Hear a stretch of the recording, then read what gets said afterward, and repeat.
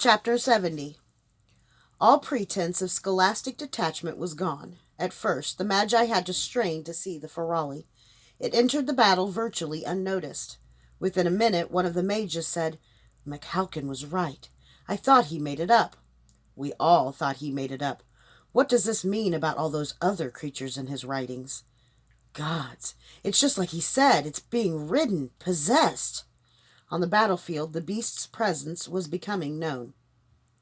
It had become a great bull, plowing through the lines of Cenarians. Whatever gashes the soldiers managed to inflict were quickly filled, and the creature grew.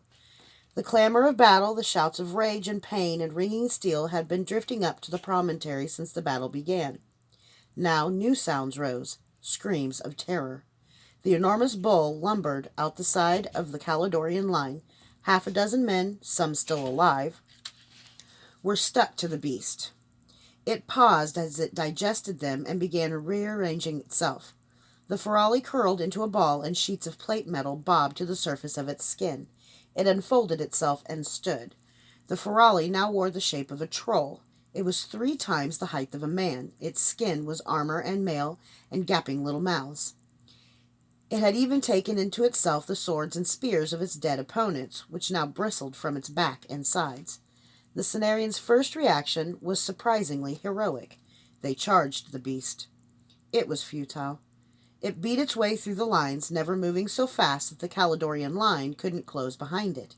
And everywhere it went, killing, it was careful to lift every man it had killed or maimed in one of its 4 arms and stick him to its skin, or impale him on the spears on its back. One would be devoured, and then the next, and the next, and the next. If the soldiers even wounded the beast, the Magi couldn't tell. Never slowing, it tore apart line after line.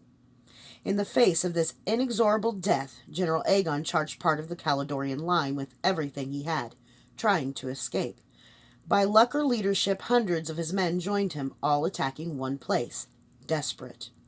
The Caledonian line bowed and nearly broke, but the Caledonian Prince Moburu's cavalry reinforced the line until the ferrari waded through the ranks to get there. Abruptly, the charge broke off, and the Cenarian generals tried to get their men to charge another way. But the din of battle, the confusion of being ringed by the Caledonians, and the terror at the ever-enlarging beast was too much. The Cenarians were fighting in a desperate frenzy. They were moments away from panic. "We have to go help them," Jaden said. The Magi looked at him like he was insane. "What? We're some of the most powerful Magi in the world. If we don't help them, they'll die. If we don't oppose Caledor now, it'll be too late." "Jaden," Warville said quietly, "the ferrari is almost impervious to magic, and that was to the ancients. It's already too late."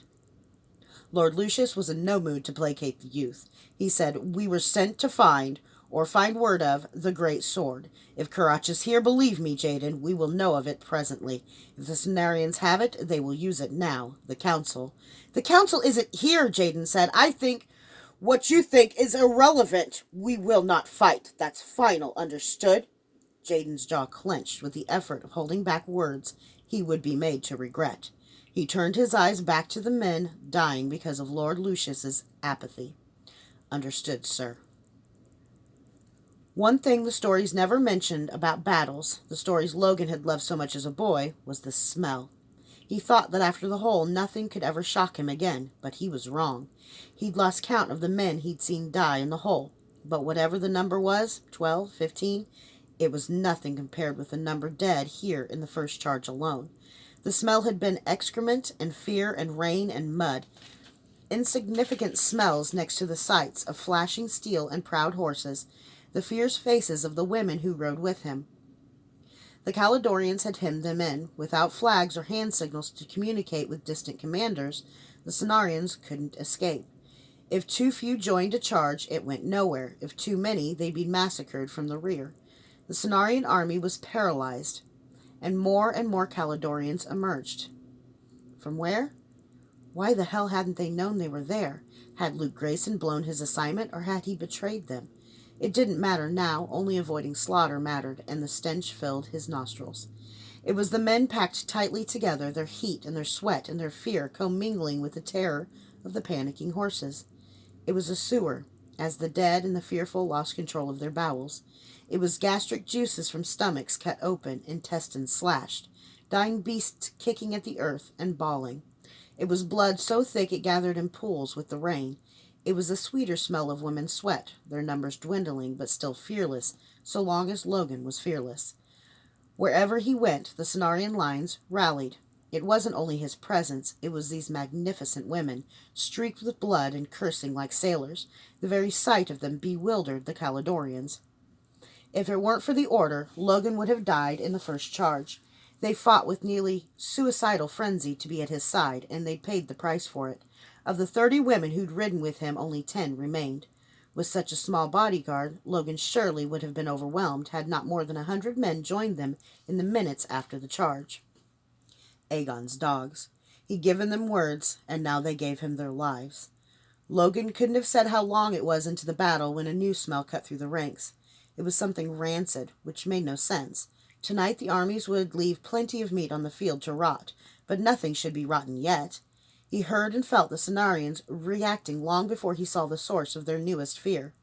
Then, from the back of his horse, he saw what looked like a bull the height of a destrier, blasting through the lines and out of the battle, dragging men with it. A different creature returned. It was a troll with 4 arms, 4 eyes, lumpy grayish skin, and blades sticking out of its back. Logan knew that he should have been afraid, and part of him marveled that he wasn't. Fear simply wasn't there. Battle became simple. One understanding that led to one fact. That creature was killing his people. He had to stop it. General Aegon led another charge, his men smashing into the cavalry like a bowster hammer on an anvil. It was all Aegon could do to break away from that damned cavalry officer with Ladatian skin and Alitarian clothes and horses. Logan charged at the beast. It seemed to be even bigger now. One entire arm now was a scythe blade, and the troll swept it across the field about 3 feet above the ground, reaping a full harvest. There was no way to dodge. Some men jumped and others dove to the ground, but most were cut in half. The troll moved forward, arms lifting the dead and impaling them on the lances and swords that studded its body. Logan rode into the space created as the Cenarians pushed back as far from the troll as they could. His white charger danced nervously. The troll stopped and regarded Logan. It made an indistinct roar that nearly took Logan's horse out of his control, then shook itself. A human head pushed out of the troll's belly. "Logan," the head said in a perfectly human voice with only a touch of Caledonian accent. The head pushed further out of the troll's stomach toward Logan. "Ursel," Logan snarled. "There's something you should know about Janine." Logan hadn't been strong when the battle began. Months of privation had left him emaciated and weak. He'd survived today on luck and the ferocity of the Order of the Garter and Aegon's dogs, not his own strength or skill. But at the passage of Janine's name across this beast's foul tongue, Logan felt the power of righteous rage. "Your lovely, lovely wife is ah—" Logan's sword flashed, and he struck the head off. It burst apart the ground into clumps of rotting flesh. For a moment the beast froze. It didn't move a muscle, and as the moment stretched, the Cenarians suddenly cheered, thinking that Logan had somehow killed it. Then the troll raised its arms to the skies and bellowed a roar that shook the very ground. 2 of its eyes fixed on Logan, and the enormous bone scythe drew back.